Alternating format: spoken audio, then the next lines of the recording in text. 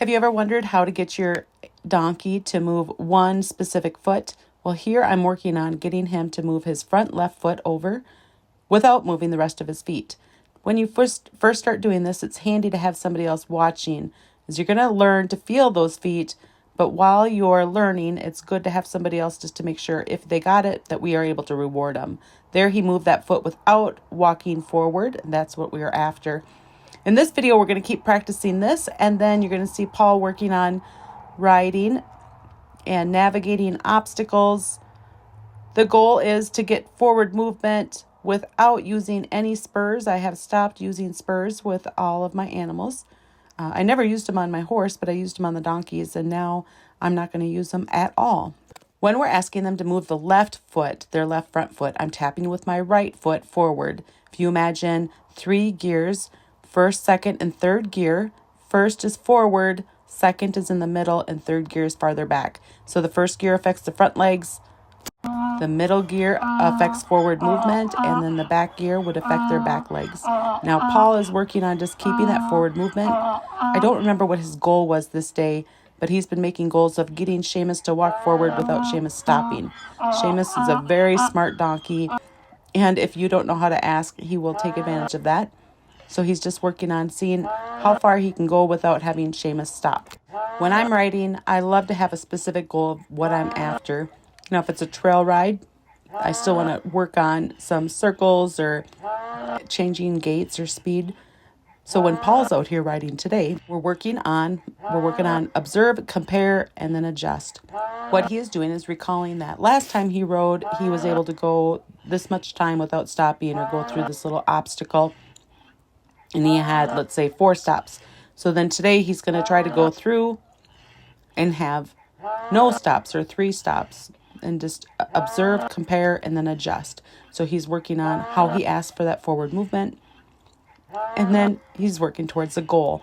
After that, you can feel good about your goal. So having goals is a really nice way to know if you and your animal are working together as a team and what you need to do to work on being a better team together. Now, Paul does not have a lot of experience with riding. He didn't used to have any interest in it now, and he's becoming interested in being around the donkeys and learning how to ride and navigate and become together, working as a team. Working on obstacles is so much fun, and he really does enjoy being able to observe, compare, and then adjust. So each time he goes out, he has a new goal. The things that Paul is working on learning include moving the front legs over specifically individually, moving the hind legs individually, and then controlling the speed by asking or bumping with his legs when Seamus picks up his front foot. Donkeys are very, very specific about timing. When you don't have good timing, they tend to freeze up. What I have noticed and found with different trainings that I've done with the Ty Evans clinics is when my timing is good and I bump when his front foot is up to increase forward movement, I get the best results. I have a happy donkey who's willing to work and go have adventures with me. If my timing is off, he will get very lazy and act like he's not having fun or he doesn't want to do what we're asking. Now, there's exceptions to this. If I'm on a trail, he's normally having fun and he likes the stimulation. But when we're in an arena or a closed area like we are here, that timing really shows whether or not you have it or you have to work on it. So asking for increased movement when his front foot is up. Learning to feel the feet takes time, but it's totally worth your effort. To learn this, a great way to do it is have somebody watch you and point out when that front foot is up. If you pay attention to your seat, you'll notice your seat going a specific direction up or down when their front foot is up, and then a different direction when their back foot is up. As you learn to feel this, you can start calling it out yourself while somebody else is watching to help you know if you're correct, if you have it correct. Timing is everything with donkeys. Do that again. Not yet. He's walking forward, so it doesn't count. Walking forward with that other rein.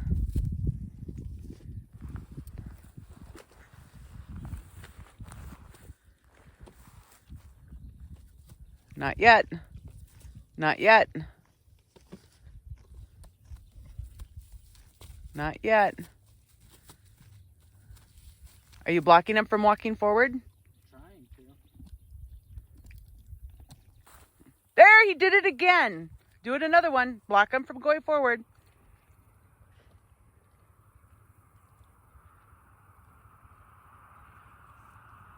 He's thinking, oh, you did it again. Good job. Block him from going forward.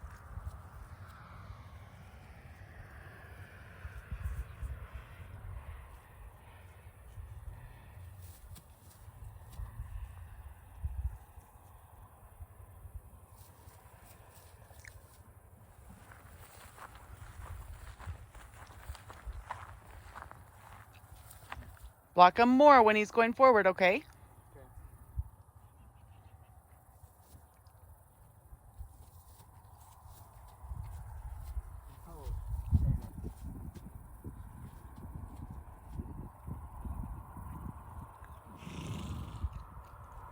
Is your hand where you want his foot to go, or is it underneath you?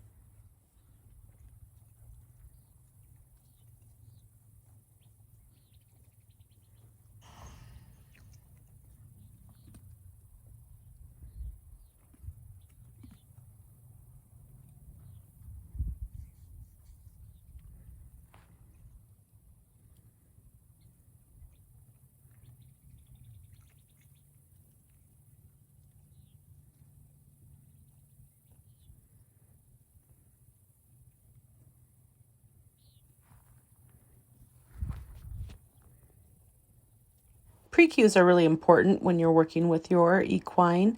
And here, upcoming, Paul's going to slide his hand down the rein. And that's something that's a great thing to do to help them know what's coming. When you slide down the rein, when you slide your hand down the rein, you're doing a great job of letting them know what's coming up and offering them a good deal to start to turn even before you've put any pressure on the rein.